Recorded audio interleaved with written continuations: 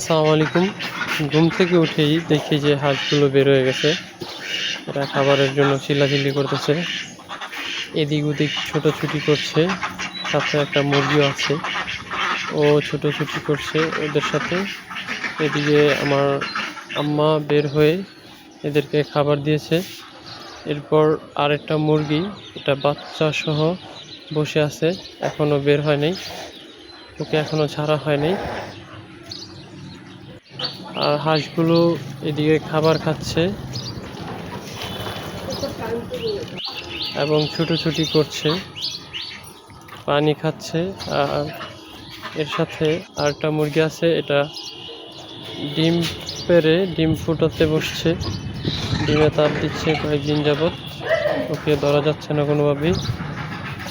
ও ডিম ছেড়ে সরে না, সারাদিন তাপ দেয়। আর মনে হয় যে 10-12 দিনের মধ্যে ডিম ফুটাবে।